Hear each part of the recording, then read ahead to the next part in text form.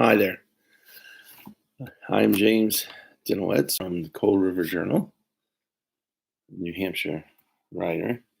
And I am starting this journal of the coronavirus time in our country, as I think it will be a profound time in history.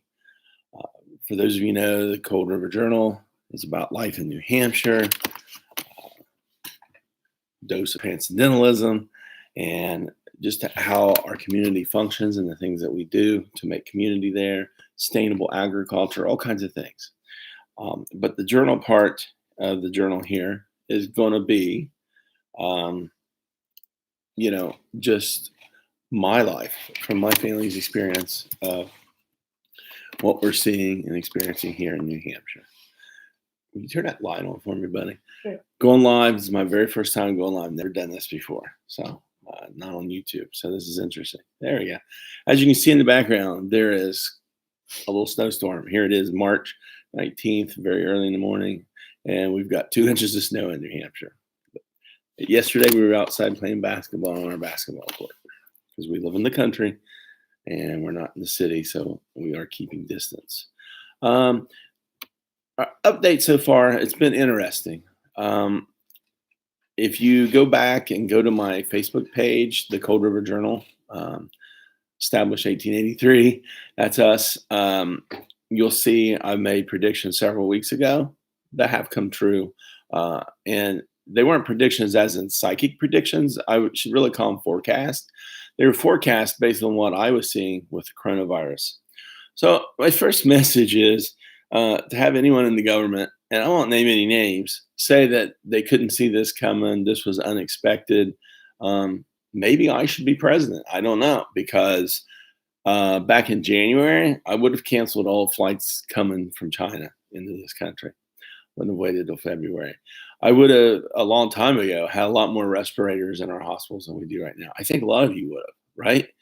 I mean, I think we're all finding out that there's like 95,000 ICU beds in a country full of 330 million. Some people are just going, what? Really? And when you look at charts and graphs, you'll see many, many other countries fall 4, 5, 6, 10 times more hospital beds per 1,000 people than we have here in the United States.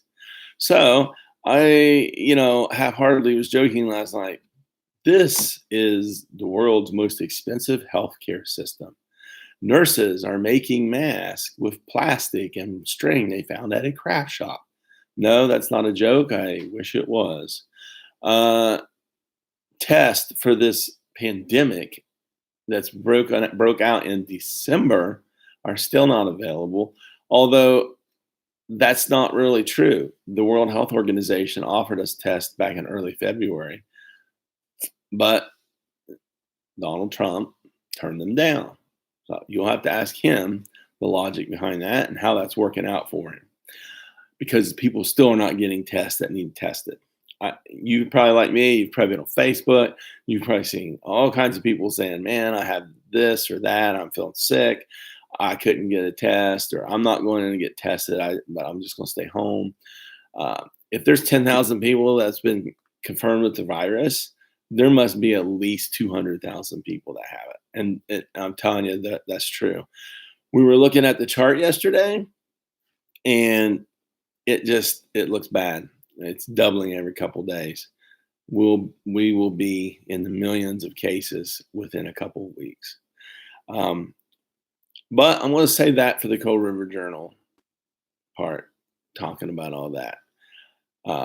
This part of the journal, I just want it to be about my life, my family, and how we're experiencing this. And I hope that it can be uplifting to some of you, and I hope that we can uplift each other, because I'll tell you, I anticipate, probably some rough days. And if you're like me, this has been very challenging to you. We have my wife's mother is in the hospital fighting some serious health issues, and they're trying to do kind of the quickest procedure they can to get her out of the hospital as quick as she can. She's in Ohio, because they need that bed, and they also want her away from the hospital, quite frankly. And she's very vulnerable. My mom she's 70, very, in that age. We're all vulnerable. And if you're like me, you turn on the news yesterday and see what must have been hundreds of thousands of people on the beaches in Florida, shoulder to shoulder. And you're like, folks, we get it. You don't care about anyone but you. And I'm sorry if that was you yesterday. It's time to have a wake up call and say, maybe it's time I learn how to care about other people. And if you're 25 years old, 30 years old on the beach yesterday and thought that you were out of the woods, guess what? The numbers came out. Yeah, 6% of you might get seriously ill and need hospitalized. So I don't know how much of a favor you did yourself hanging out at the beach yesterday. Uh, our big thing here, is trying to get ready, get your stuff together. Went to our last day at a store. You know, you see a lot of things running out, a lot of shelves empty. See people standing around talking about it, and you wonder how much the things they're saying are true. We've had stories come around that this person or that person, and in a nearby town, we had someone in Swansea, someone at a university, and so far we turn on the evening news and our county supposedly doesn't have any in it, although I think that odds of that are about zero. And so you wonder, where are people hearing these stories? So either these people really do have it in our county and even our local news isn't reporting it or doesn't know about it, or rumors is just starting already. And I think we've got to watch out for that. I mean, we learned last night Russia's trying to mess with everyone's minds with this and send a lot of false information, make people not trust public health officials, and those are about the only people you can trust right now. Okay, your public health officials. And so, we're here, we're locked up in a house. Part of us is like, wow, now the kids get to be home with us, right? That's kind of cool. Get to spend more time with them. But it's also emotionally upsetting. Let's be honest. If you're like me, I've seen some people posting that are really freaked out. They're losing it. Please don't lose it, people. You know what I'm saying? If this is you, try not to lose it. That's not really going to help you or anyone else. You're going to have to try to do the best you can under the circumstances. And the reason why I say that is because, it freaks me out a lot too. The uncertainty of it, where we're going financially. I mean, it's clear that we'll be in most likely a depression by this summer. If they pass a $3 trillion bailout bail and 95% of the money actually goes to individuals and people, it may slow that down. I think it might stop it and make it just a bad recession, but either way, it's going to be rough.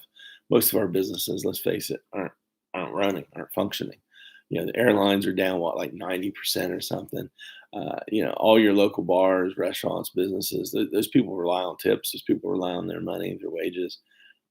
It's tough. And as a father, you want to take care of your kids, right? If you're like me, if you got kids at home, or you're a mom, a dad, you feel that responsibility to keep them safe. They can get this too. I mean, they've had a group of kids getting this and getting ill.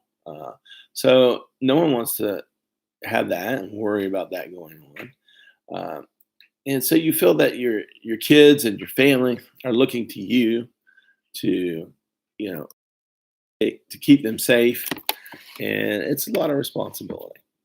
I noticed that the real big thing going on right now is, if you're like us, we didn't realize how much we actually did in a week. You see people at the school picking up the kids. You talk to them. You talk to some of their teachers. You talk to some of your friends. You're going to things on the weekends. You're going to the movies. You're going here. You're going there. And apparently, we were a lot more social than I ever realized we were. and now all of a sudden, you can't see your friends. We're the kind of people, we see our friends, we hug and all that kind of stuff. This is how we are here, and it's tough. I have friends, sending me texts, upset by this. I was planning to go to concerts. I was planning to go to ball games.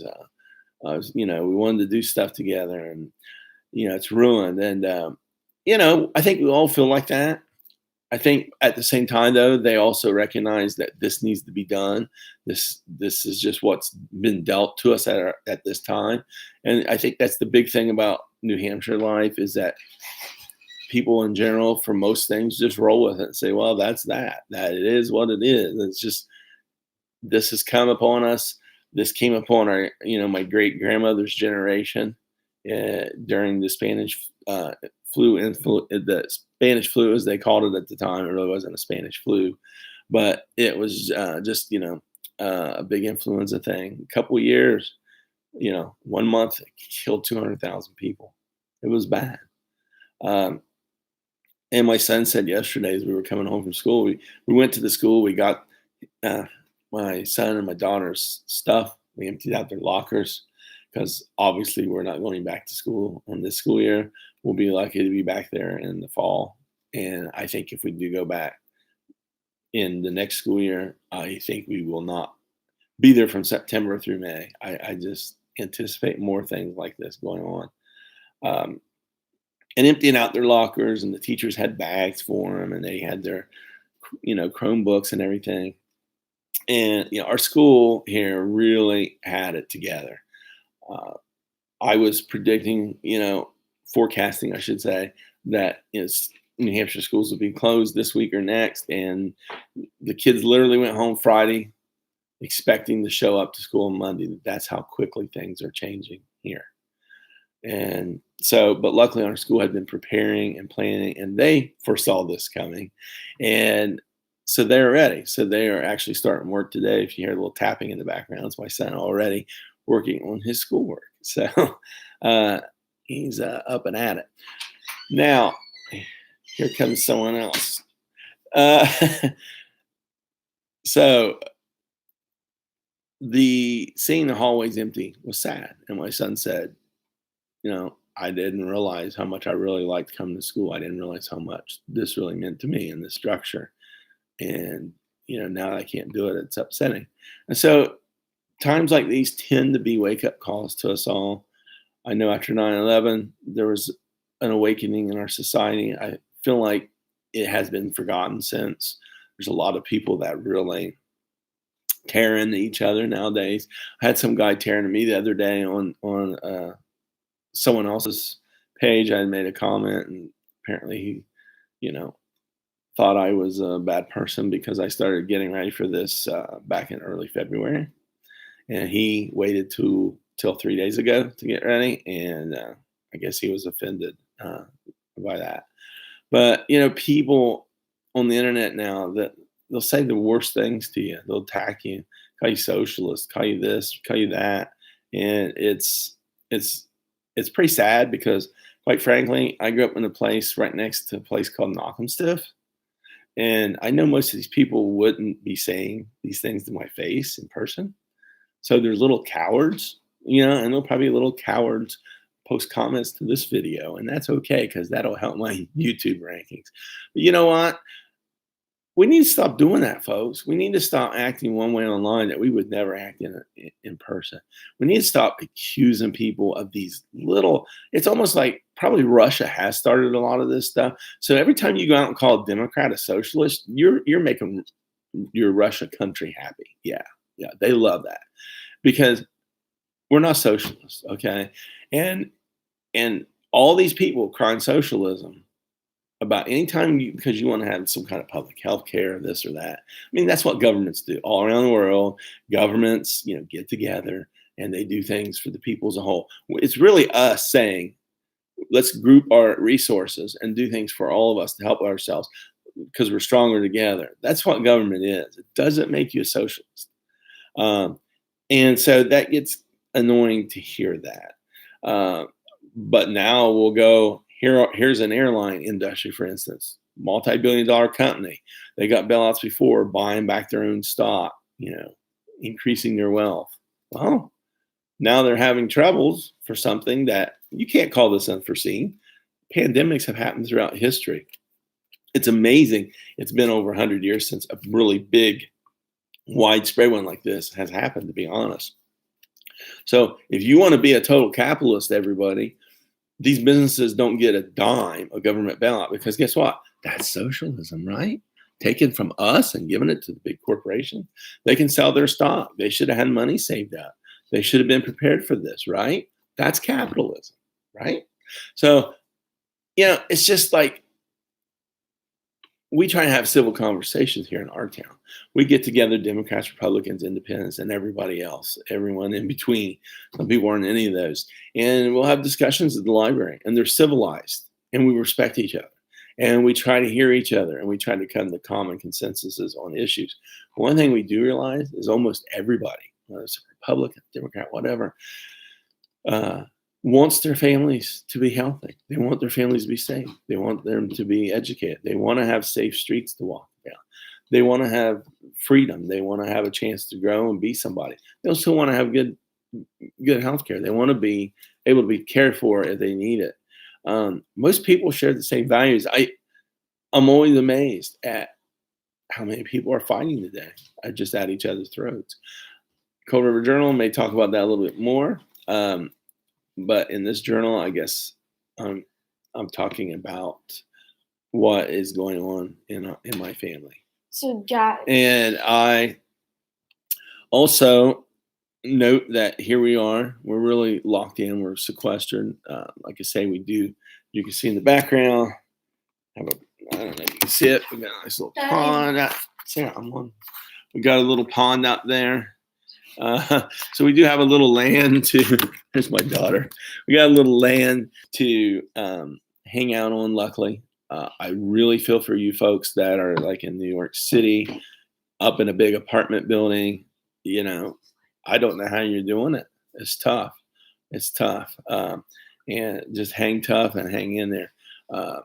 We are trying to, just stay calm, trying to keep in touch with people. We're trying to talk to people on the phone, keep socially engaged right now. And, I'll check in with you from time to time about how things are going with us. We're doing a lot more hand washing than we've ever done before. I've always been the kind of person that said, you know what, some germs, good for you to build up the immune system. Well, we're about to find out, huh? Now we're washing our hands a lot more than we used to. It's been 20 minutes. Let's wash our hands. I mean, that's weird. That's weird, So psychologically, yes, it's difficult to see so many things closing down. Societies, we know it, sort of stopping, taking a pause. I do hope that this is a moment that a lot of people will think about what's been going on the last several years, maybe even the last several decades. And I think we're going to see the effects and the eventual outcome of greed. Big companies have consolidated all these hospitals. Most of these hospitals now are owned by a big corporation. They don't have extra beds. Why? Probably because extra beds or empty beds are not good for profits. And so now we're not going to have enough beds for the people that are coming to the hospital in 2 weeks. We're just not. We need to get used to that. Some people are literally going to be sent home to die. I hate to say that, but it's true. And there's, it could have all been prevented. It could have all been prevented with some just basic planning and some spending. But instead, tax cuts for the rich. We never should have gave wealthy people making hundreds of millions, even billions of dollars a year, any kind of tax cut. As long as we didn't have enough hospital beds, we didn't have enough ventilators, we didn't have enough masks for healthcare workers. If someone can't see that and admit that right now, then you are just blinded by propaganda. I'm sorry, you aren't. You're blinded by propaganda. And if you still think I'm some kind of a fool for saying that, wait 2 weeks and then come back and share your comment on that. Okay, just give it 2 weeks and see if maybe you come over to what I'm saying. And it's just crazy, right? You're probably sitting around like me thinking, what is going on? And so far, I got to be honest with you. I think we're still, from this day forward, still well over 2 weeks away from the coronavirus having any slowdown in its spread. Because I'm hearing stories from our relatives in Ohio that, of course, went out and got groceries yesterday, and the stores were packed. I'm seeing people on the beaches in Florida packed. I'm not saying don't you can't go down to Hampton Beach. I've seen Hampton Beach on the news, and there's like two people on the beach. Hey, yeah, if I lived there, I'd walk out on that beach. I'm not saying there's something wrong, but people going to spring break. Now, guess what? They ought to. If I was president right now, I'd shut off the borders of Florida. You can't come into this country because all those people down there, they're all going to be heading up to all of our other 48, 49 states up here as soon as spring breaks over. And they're all going to bring all their coronavirus that they just spread all over each other yesterday and today. Yeah, that's what's going to happen. So expect a big surge right after spring break. Okay. And, if you're watching this and you're a young person and you're just throwing caution to the wind, I beg you not to, because guess what? If you've got it or you get it from someone and you can't tell who has it and you touch something and then an old person touches that, you could have just killed that person. That's why you need to stay home. If you think that it's not going to affect you, that it's not going to hurt you, you got about a 95% chance that you're right. But you could be wrong. It could drastically hurt you. But that's not the point. The point is it could hurt someone else. So we're staying home. We're just, doing what's being recommended. We're trying to stay safe. I know you are. I hope you'll leave some comments down below. I hope you will subscribe to the Cold River Journal, because normally we're talking about, alternative health, sustainable agriculture, stuff like that. Our way of life in New Hampshire. I have some interviews with some people that I do sometimes, charities and things here in our state. And, I'd like for you to, take part in that. And we're hoping that some of the things we do here can be shared throughout the country, and that people throughout the country will see what we're doing and think, hey, I see where they're trying to go with their society and their life, and maybe share some ideas that you guys do that we could use here that maybe we're not doing. So if we all share what we're doing, hopefully we'll have a more positive world, positive community. Because let's face it, folks, this crisis, if it has done nothing else, it has shown us that our reliance and our dependence on a federal government is bogus. It's a big, big mistake. If the states aren't doing it, if the governors aren't doing it, if the mayors and the town selectmen aren't doing it, most of it's not getting done. We've already been told by our president, the states are on their own. Go get your own ventilators. Good luck. You know what? It's time to say, okay, that's fine. You guys take care of the military, pave some highways, and we're done. No, I'm not a libertarian. I'm just tired of all these, craziness at the federal level and it not being there when we need it. So even now, the military's not been mobilized. It's just, decree has been given that it could be mobilized. Why is it not mobilized? We should have been building hospitals weeks ago, right? China went and built hospitals in 10 days? They built a freaking hospital. Well, we're not as good as China. We wanted to build this great big wall. We can't build some hospitals. All you gotta do is take the wall and make a square with it, right? Come on. This is basic stuff, guys. So I hope you enjoyed this video. I know I'm rambling. This journal part of, COVID journal part of my channel is going to be just some random thoughts, life here, raising kids. I have more to tune in. We're just now starting homeschooling today. I see my second child is up and working on her project already. So they are getting everything going. And we'll share more with you how that's going. I hope your school has a good homeschooling program going on. If not, don't forget there's things like Khan Academy out there that can give free, math help. I do have another channel that I am getting going called Mythic Writer, and it's about writing fiction and plotting and stuff like that. So it could be used as an English replacement if you absolutely have no course materials to work on and you're wanting to learn something about writing. The focus is for fiction writing, but I might drop some other lessons in there. I used to teach English, so that's there. That's coming up, right? And so check back in again, subscribe. Hopefully you'll, please subscribe if you will, like the Cold River Journal, and I hope that you will share some thoughts. And I don't necessarily mean, your thoughts politically, but just some thoughts about your life, how it's going, how you're doing, and let's all kind of share together a little bit and help each other. This is supposed to be a place to help each other, not a place. I'm going to get in a bunch of attacking and stuff. I'm not going to spend all day defending myself against, people that clearly listen to Rush Limbaugh and watch Fox News all day. I'll just be honest with you. I'm not going to get in that trap. They want to waste all your time. People want to waste your time arguing about global warming and stuff like that. It's happening. It's out there. The scientists have spoken. Just go out and do something to stop it and make it better instead of wasting your time with these arguments with these people. There's people still on the internet right now today. I mean, it shows you how, wow, that think this coronavirus is no big deal and they're downplaying it and all that stuff. Well, a couple of weeks ago, the president was calling it a hoax. It was something the Democrats had cooked up to make Donald Trump look bad. So, when you have this mindset out there, the best thing that we can all do is kind of ignore those people. I know sometimes we think we help them by trying to share truth with them, but if you are trying to buying into that kind of stuff, you're kind of beyond truth. What was it Thomas Paine said? To administer or trying to reason with the ignorant is like trying to administer medicine to the dead. Think about that. It may be the best medicine in the world, but giving it to a dead guy, it's not going to have any effect. And you're trying to reason with someone who obviously has accepted a mindset that's beyond reason.